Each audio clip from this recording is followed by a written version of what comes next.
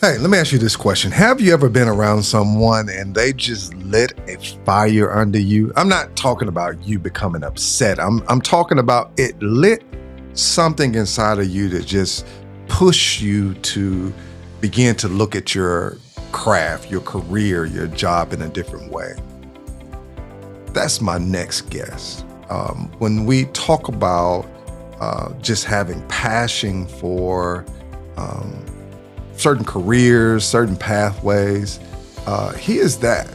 I have this quote on here, and I think it's very powerful. And if you stay on, you're going to hear it. It pays to prepare. My next guest is Joshua Yeager. He's the principal of Perry Central High School, and he is definitely passionate about helping leaders grow. Well, in this episode, what you're going to hear about is you're going to hear the new changes.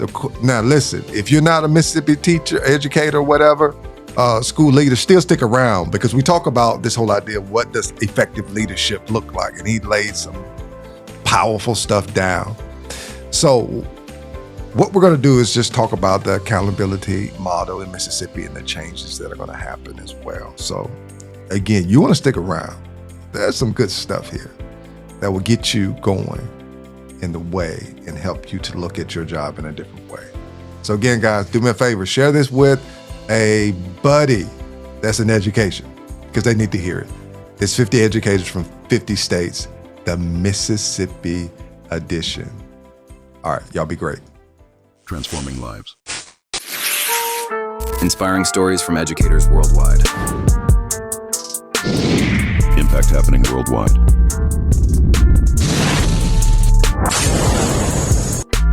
Your transformation starts here.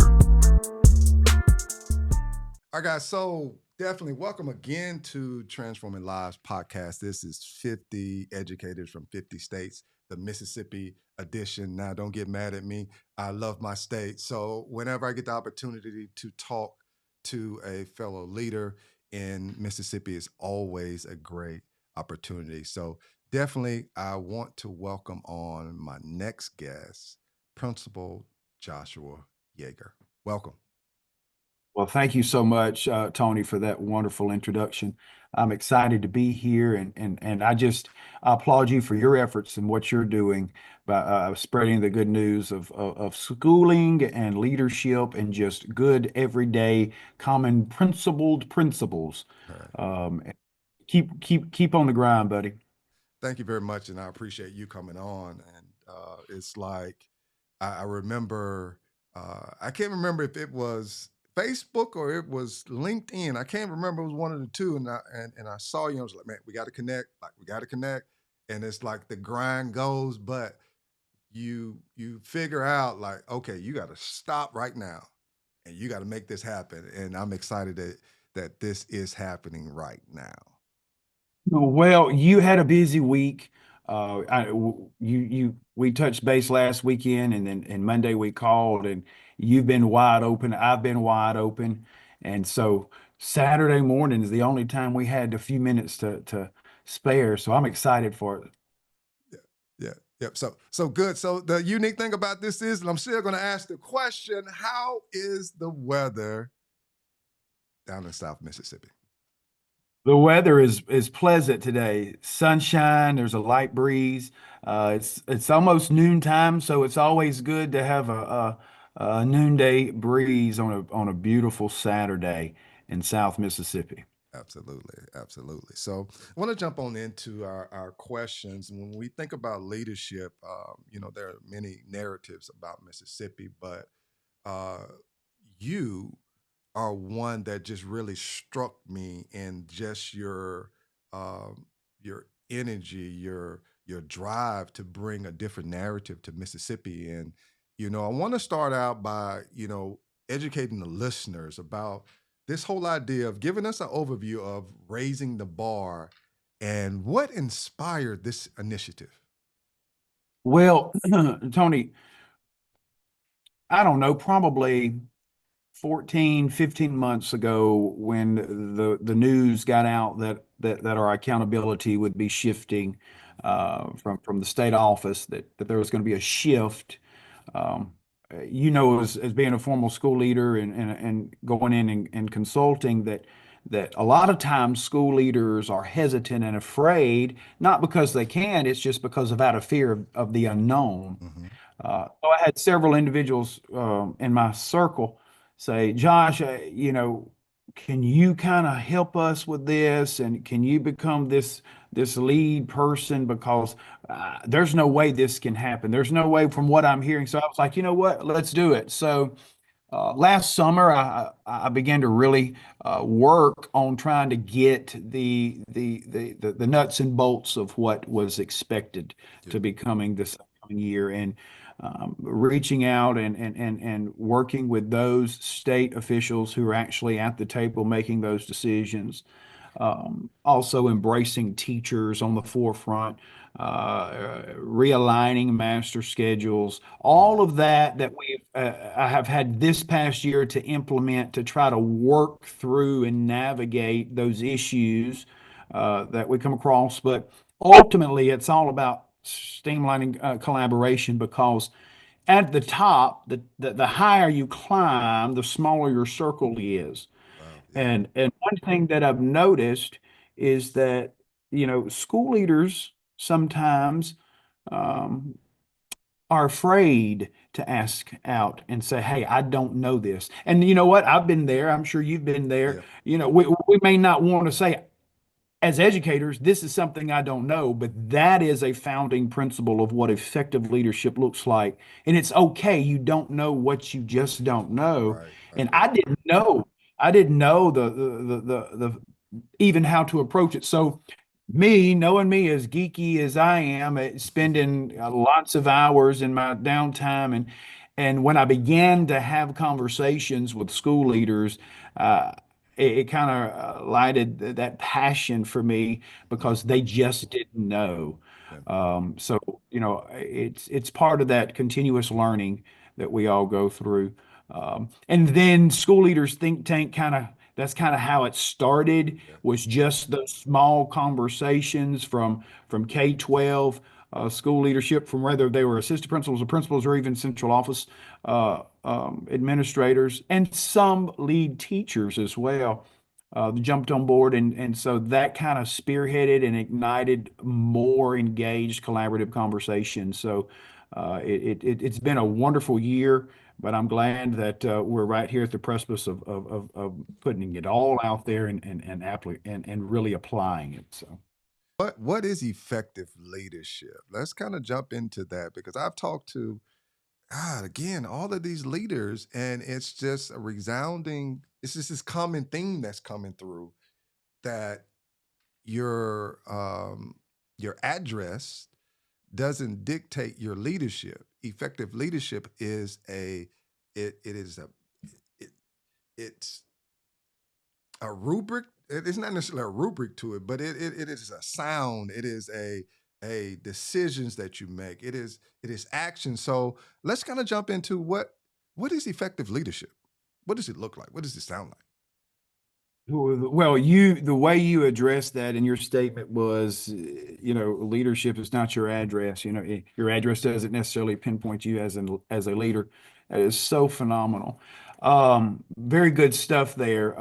But I'll start off by saying this. Years ago, I had an older leader who was my big boss, supervisor. Mhm. And she was much older as a leader, and she looked at me and she said, "You have the potential of being a level five leader." Mm, And at that time, I didn't know what level five leadership was. right. And she handed me a book called From Good to Great. Yeah. And so I read the book, and things began to pop in my mind. Yes, theoretic knowledge, as far as what we call effective leadership is, your honesty and integrity, and that acumen of just being a good person, and Hmm. having the morals, which all of those are important characteristics of good, effective leadership. Yeah. But there's a few principles that um, I've noticed that a lot of people may not have. First of all, I'm a firm believer that leaders are born. Either you got it or you don't.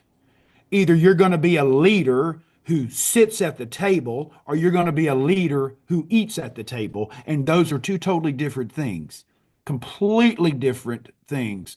Those individuals who just sit at the table most of the time are going to be those individuals who still have a mindset of it's all about me. Mm, On paper, they may say, you know what, that's not how I operate. However, if you are a leader, the biggest decisions that you have to make as an effective leader are those decisions that best impact your greatest people. mhm, When you make decisions that best impact you, when you make decisions that negatively impact your greatest people at the table, then are you an effective leader? Are you just somebody who your address identifies you as a leader? Number one. So this whole rudiment of humility is the number one foundational principle, in my opinion, as far as effective leadership, because when you become a leader in that position, it is no longer about you, yet it's about those individuals in who you serve. So, whether in school leadership as that principal, we don't make decisions that are going to be convenient for us as a school leader. We make decisions that maximize those around us, meaning teacher centric first, because mhm. if you are an effective leader, you have to be teacher centric first and foremost, because those teachers are going to maximize students far greater than you as a principal ever thought about doing. So if you put your teachers and you champion your teachers in that self-efficacy realm, that mind shift of moving from blame to gain, then you're going to be effective right there, because number one, it's not about you. Number two, you're maximizing your strongest tool, which are those educators within those classrooms, which ultimately is going to maximize the capacity of those students.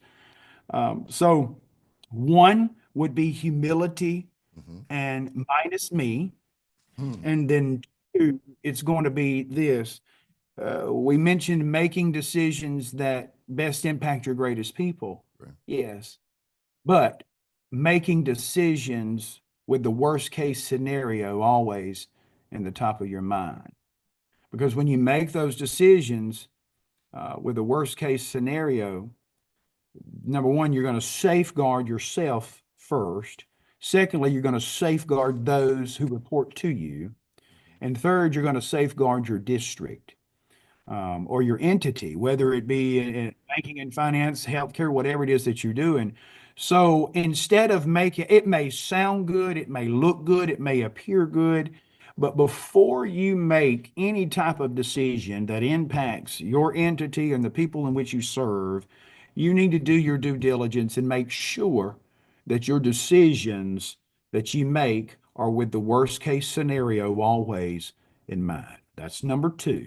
Mhm. And then number three is to be an effective leader, you have got to see beyond the curve in the road. Mm. That's visionary thinking. Yes, it is. But notice what I said. You've got to be able to see beyond the curve, meaning when there are roadblocks, meaning when there are question marks, meaning when there are times of uncertainty, you've got to be able to navigate uncharted waters alone. Mhm. Because if you can't do it alone at first, and what that means is when you navigate that alone, you're going to have people, your confidants, who you completely confide and trust in, that's going to give you a flashlight in times at the darkest times of that navigation and that journey. Um, those three things, on top of course, the basics like we talked about with integrity and loyalty and honesty, of Mhm. course that, but those three principles, what I've noticed in visiting and working and talking with so many type of school leaders, everybody's chasing. Everybody's chasing. They're trying to chase that light. And there's nothing wrong with climbing the ladder. You've done it, I've done it. We've all climbed the ladder. We've all had those goals and ambitions and desires, and there's nothing wrong with that. That's great. But sometimes we get so wrapped up in chasing that light that we forget the number one thing, and that is the people in which we serve. Correct. Yeah. And listening to this, it's I'm going to start with number 3 and work backwards, because seeing beyond the curve is so important, because like now raising the bar, that is the whole idea of being able, because change happens, and how well you adapt to the change um, is important. Gosh, this is so much. Oh, I'm loving it. It's so much because it's rich, because there have been curves in education. Like it's happening left and right. And you got to be able to navigate those waters, and navigate those waters alone, because you're leading leaders. If you remember, you've been in this long enough to know, you remember over a decade ago now, back in 13, when Park came on the horizon, and Yeah. Park was the ultimate failure. And for 2.5, 3 years, it literally demoralized everything that we were doing in this state. And when I say the word demoralize, I'm talking about the validation of our curriculums, the validation of our teachers, of our school leaders, of our state policies. It was horrific. And so it took some time then for college and career readiness to kind of start. But if you remember the plummet of test scores, I remember I had just got into administration at that time and thinking I knew everything under the sun, but buddy, I didn't know a thing. I didn't have an answer. And I told myself then, to my teachers, to my students, I remember the principal I was working for then 12 years ago, he didn't know what to do. I remember having a conversation with a person who was at the state agency, who was one of the pillar members of the movement at that time. They didn't have an answer. So I told myself, before something like that else happens, I want to be able to have a foundation. And so with the raising the bar initiative and navigating these wonderful changes that are going to impact our secondary schools in our state, um, it- I said I don't want to relive that. I want to be able to be ahead of the game. So there were times of uncertainty, but that's when I was out there doing this, whether it be a Friday night or Saturday night, and everybody's out doing this. I remember this past fall on a Friday night at a football game, I had brought my chair, I had my laptop and my hotspot, and I was sitting at the end of the football field working during the game. Not because I wasn't into the game. I coached for 8 years. I played football. Football was a major part, but I was so invested, and I wanted a solution. I wanted a solution. And so it pays to prepare. It pays to prepare. And let me say this, let me throw this little nugget in there. If you are a leader with those type of desires and aspirations, you continue to lead. Do not allow anybody to dictate the steps that you take. Do not allow anybody to infringe upon the beautification of being an effective leader. Um, always continue to move our movement forward. It's not about me. It's not about Mississippi, so to speak. It's not about the school in which I serve. It's about our movement. You know, we spend 30 and 40 years doing this as a career, and our kids are resilient. They come and go, and it's a new set every year. But this is our livelihood of who we are. Be that beacon of light that actually makes an impact and continues to expand the movement in which we all have grown to love so dear. You know, you made a statement, and we can't skip it. It pays to prepare. We cannot skip that phrase. I I see the fruits of it, of being prepared, going back to your third statement of seeing beyond the curve, and even making decisions, and even the humility piece. Like it all goes together in that statement, because you have to. I call it the off season, and that's something later. But it's the everybody has Oh, the I'm about to jump into that off season and blow the whistle, and you're going to love this. everybody has an off season. They do. Everybody has an off season, and you got to make a decision. Are you going to prepare in the off season? I'm going to go old school with you Okay, here. go ahead. In my junior year, my research paper was what makes a successful head football coach. My senior year, my research was what makes a successful high school principal. But in my junior year, I based it on Vincent K. Lombardi, and you'll know who Coach Lombardi was. And you mentioned about the willingness to prepare. And I'm going to quote originally what Vincent K. Lombardi said. He said, after winning the first Super Bowl championship, he said these words. He said, winning isn't everything, it's the only thing.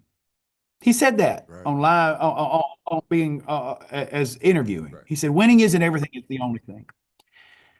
Shortly thereafter, in the locker room, when he was questioned by other media sources, he says, let me back up.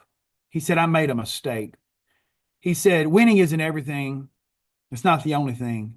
But he said, winning isn't everything, but the willingness to prepare is. Mm. So when you are willing to prepare, then you might as well be the winner. When you pay the price beforehand to be prepared, regardless of what the score is at the end of the game, you're still a winner because you chose to willingly. Nobody forced you. Nobody forced you to do the things that you're doing to do what you need to do to get to that next level. So that, by saying that, he was so profound in that comment. It's not about winning all the time.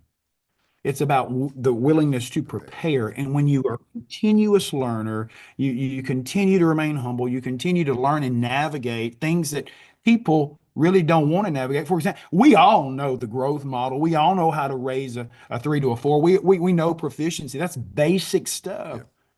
But when you start looking at new components like the ACT and how you can increase ACT scores, and when you look at how can we implement this in a master schedule, people are afraid to talk about that because they have no idea. And it's okay not to know what you don't know. Right. The problem when you refuse to prepare, that's the problem.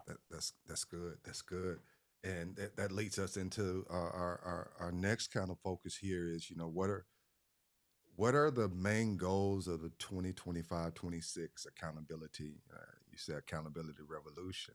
So can we kind of step into those?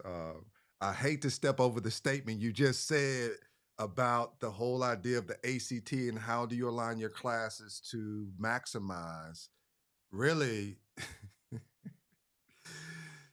it is a K-12 responsibility with the ACT, but we're going to move to the accountability revolution. That'll be our focus right now.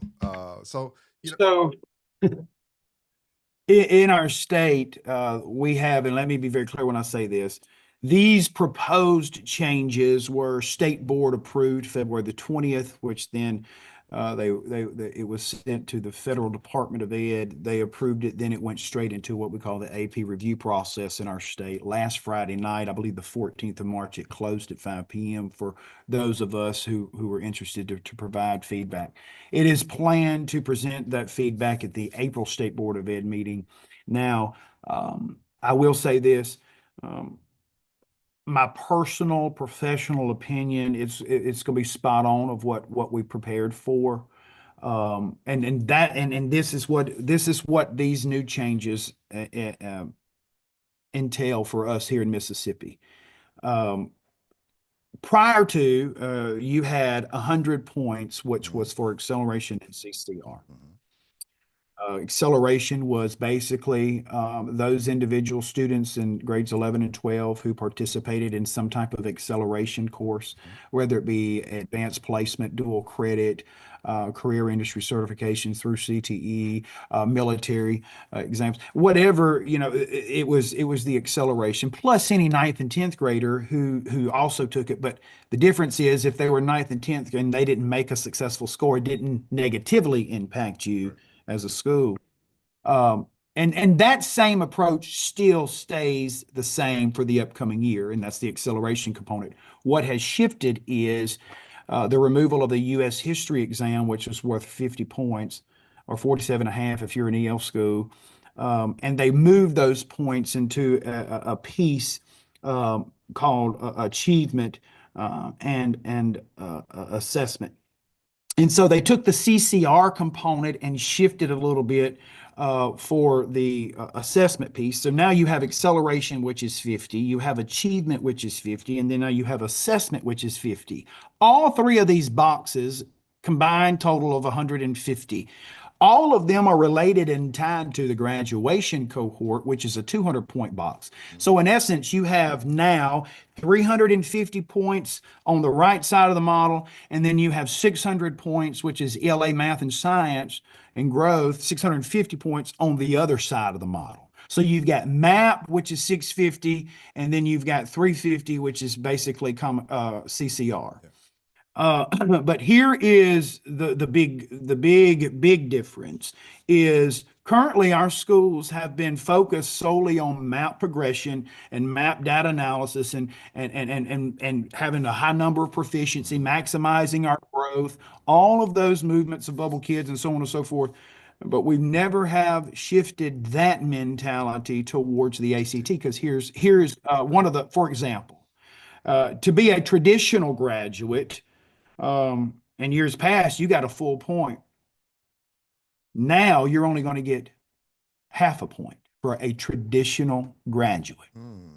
And that's not diminishing the success that a student has spent 13 years on to graduate in our state.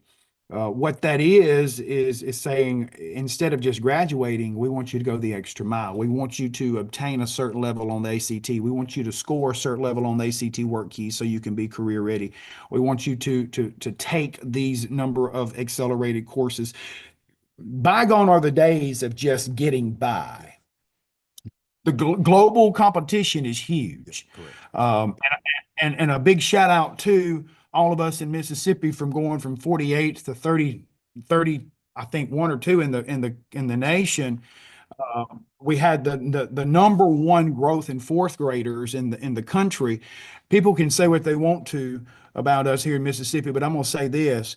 And everybody knows that we don't have a whole lot of money in this state, but I'll say this, I will take our school leaders and I'll take our school teachers and I'll place them anywhere in this country. And I can promise you, you're going to see the same type of results. We already know to be a licensed school leader, our state requires the highest level on those SLA assessments, and those teacher practice scores are higher than 98% of the other places. So I will take our teachers and school leaders and place them anywhere. And that relates back in 2017 when I did a comparative study in Finland. And everybody knows about how Finland education is. I will put our best of the best up against anybody. So with that being said, now our instruction not only has got to focus on MAP, but it's got to focus on ACT. Prior to this whole year, Tony, I did not realize that there's a total of 400 standards on the ACT. Teachers struggle to get 80 of the standards covered in ELA throughout a year. Much less 400. Right. There's 200 math standards. But in order for a student to get a 22, which is the new benchmark requirement to get the points in achievement and assessment necessary to get that 22, there's 26 standards on the ACT math component that are taught in middle school and high school that well, there's more, but only 26 need to be mastered in order to garner you a 22. I didn't know all of that. A lot of school leaders may not know that. That goes back to that principle of study to show thyself approved. Right. Yeah. Uh, make sure you know it. So that's kind of what spearheaded all of this. But the big changes, of course, is going to be in that 150 points of acceleration, achievement, and assessment component. Basically, in essence, every graduate needs to graduate with some type of endorsement to garner more percentage of a point. And we need to focus more on advanced and accelerated courses as opposed to spending so much time on the remedial courses. And I think now, as a state where 65 or 70% of our schools are high performing now, that means we need to start shifting our focus more on the acceleration side of things as opposed to the remedial side. So for the last decade, our state has done wonderful and moving our kids as a whole, so we now can focus on that. Right. And you brought up some excellent points, even with the model that it's going to be a district shift in how you approach instruction K-12, not just high school. It's going to be K-12 because the point about the ACT, and I did training, and it's not weird. It's fortunate.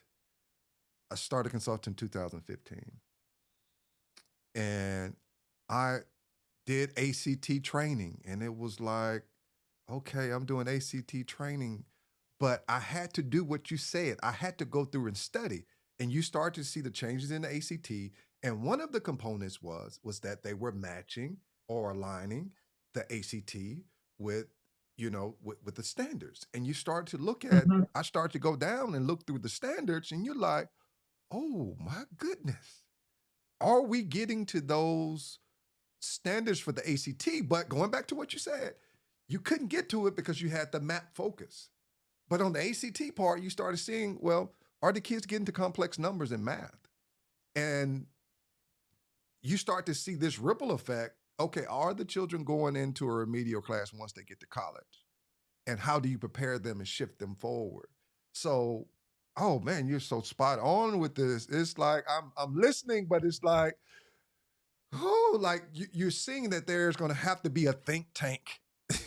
By the way, get to this think tank and start having these conversations instead of staying in an island and suffering. So, yeah. That you mentioned a couple of key things there. You know, I remember there was a time in our junior colleges, and I would not be surprised if it's the same way today, where I remember one particular junior college, and I won't name that, but this was probably maybe 8, 9 years ago, where they had 15 remedial English comp prep courses offered compared to 6 actual Comp 1 classes. And we're talking about graduates having to do that because they don't have an ACT score that's required by the AHL to be placed in a Comp 1 class. So we've got to do a better job, and kudos to the individuals who began to spearhead this and really call on school leaders to make these. Because I'll tell you, to get a full point now on this new model through the ACT, you got to have a super score of 25. And I can't tell you how many principals have said, my kids can't even meet the current benchmark of an 18 or a 19. And so maybe true, and I can relate to that. But instead of saying this is a problem, let's draft a solution. Right. Yeah, agree. So you said it's a K-12. Absolutely it is. I had some conversations the other day. Just this week, I said, what are your middle schools doing for the ACT? We don't do anything right now. We've just focused on our 700-point box and keep it moving. You can't do that.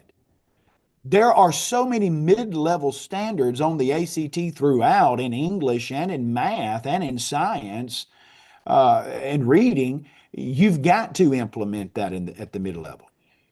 In elementary schools, when you start dissecting informational text in the first, second grade, you've got to be able to identify what that phonemical awareness and literacy components are, and those scholars have got to be able to identify what even in as little as kindergarten and first grade, because that is the pillar, that's the foundational principle on the ACT. So if we, in other words, we've got to embed the ACT from kindergarten all the way to post-secondary. And by the time they become a senior, they take they want to graduate as esteemed academic endorsement, Yeah. and with the highest level of ACT that they possibly can. You do that because that's preparing them, number one, for college. That's preparing them, number two, for the workforce. Now, a caveat, let me say this, something that school leaders would probably agree with me more so on. You can either get the 25 super score and get the full point, or you can get a super score of a 20 and get 75 percentage of a point, or CTE completers, which is the majority of our student population in high schools in 11th, 12th grade now, a lot of them anyway, they can score silver on the work keys, Mhm. or non-CTE completers can score gold and platinum. It is much more attainable to score a gold platinum on the work keys assessment or a silver on the work keys assessment as opposed to scoring a super score of a 25. So that's why in the model that we're implementing here for next year, ninth graders start out with work keys, ACT work keys one, and it goes all the way through four to their senior year, because as soon as they meet those required benchmarks, they'll qualify for early release or whatever other special privileges they want. So everything that's on this model is going to be implemented, and they're going to be held accountable just as with the same type of fidelity and integrity as our MAP accountability is. So you've got to be able to get ahead of the game, see beyond the curve, Yeah. and that's what I always tell my teachers. And I'm calling them teachers here because I didn't give you the precursor. They're actually practitioners, and that's how I address them. Yeah. But this is one thing: when it looked like nobody could, somebody did, and somebody always will. So if you're one of those who say we can't get this, they have too many outliers. They're raising themselves. They don't have the support. It's more important. We got to feed our babies. They're coming to us hungry. When you are a school leader who has that mentality, you're already defeated. And we've got to shift our mind game from blame to gain. Mhm. And when we shift our mindset, efficacy rises through the roof, and your possibilities have no limit. That's good. So this conversation is definitely rich in that preparation is needed. Um, we don't have enough time to even go through that component because it's going through my head as you were talking, like even. And I want to bring this up, show everybody a quick screenshot. Real quick, you were talking about it, and I want to make sure everybody has a shot or able to see it and see these components and understand that although they're there, there's some work that's required. There's some understanding that needs to be gained, because as you stated, we've moved out of this stage in Mississippi and we've shifted forward. Now it's time to begin to push our children forward. Unique thing is, um, um, at this particular time, my son maybe through his ACTs in the seventh grade. He's Listen. I didn't take the ACT until my 11th grade year. Mhm. So it's important to start early and to get these things, get this ball rolling. So, um, Those three components, you see the acceleration component, and acceleration is discussed down at the bottom. But that's a total of 50 points. Remember, acceleration are going to be that participation in those accelerated courses. mhm, Um, over the total number of courses in your 11th and 12th grade cohorts. The achievement component is going to be part of that graduation cohort. Achievement and assessment now only is going to reflect that graduation cohort. And for those Mississippi folks listen to this, remember that graduation cohort are all the students who were enrolled since the 10th grade through the 9th month of their senior year without any type of interruption. That's the number that you utilize. And out of that number, how many of them graduated within their cohort time? This year, if we have a fifth year senior, Tony, and you know there's those certain cases where a senior just is not a good test taker and they can't pass those state requirements. So, and if they come back that fifth year and they graduate, now you'll get 25% of a point, which is great. Right. But you want to try to gear every graduate to receive some type of endorsement, rather it be CTE, JROTC military, or some type of equivalent academic distinguished endorsement, so you can garner the whole point out of that model. And then, of course, your assessment piece is worth 50 points, and this is where the ACT and work keys comes in. Why it's so important to embed those instructional practices. And, we'll have to definitely do a part 2 of this series so we can go more in depth of how to structure a master schedule to maximize that, regardless if you're on a 7-period, 4x4 block, modified block, or AB schedule, it can be done. But that is the nuts and bolts of the changes for the most part that's going to impact our secondary level. Gotcha. Well, it's time well spent. I want to make sure that I'm mindful of your time. I appreciate you coming on. Usually, what I do is I give my guest opportunity. We call it a 2-minute warning. You know what it is. You're a football coach, former football coach. Usually, Okay, so let me just start out. Thank you so much for taking the time. If I could leave you with one thing, true leadership is not about leading with fear or through intimidation. Effective leadership is about stepping out of your comfort zone and placing those individuals in which you serve on the forefront. Effective leadership is being able to make decisions with the worst case scenario in mind. Effective leadership is being able to have a hard conversation with somebody with compassion and humility. Effective leadership needs to be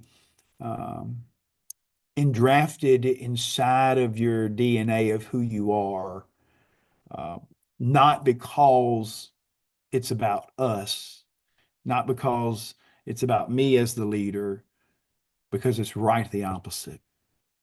We've got to be the most selfless individual there is when it comes to effective leadership.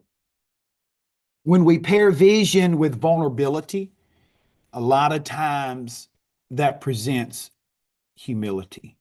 So when you are vision casting and you present it with vulnerability, that will embody a level of humility and compassion that most people will never gain. So as I leave this with you, take charge solely for those in which you serve, because if they could, they would. But the higher power has placed you in that position because he trusts that you can, and he has equipped you. He's given you the aptitude to do so. So embrace it. Do not take advantage of it, and be a leader who provides transformational change and provides solutions as opposed to blame. So let's move from the blame game to the game. Thank you. this is definitely amazing. So again, this is Transforming Lives, 50 educators from 50 states. This is Principal Joshua Yeager. He's the principal of Perry Central here in Mississippi High School. And we've had a wonderful conversation. So again, guys, I will have his information in the description and how you can reach out to him, because you definitely want to do that. He's passionate about leadership and all things leadership. So again, guys, thank you so much for joining us. This ends our session.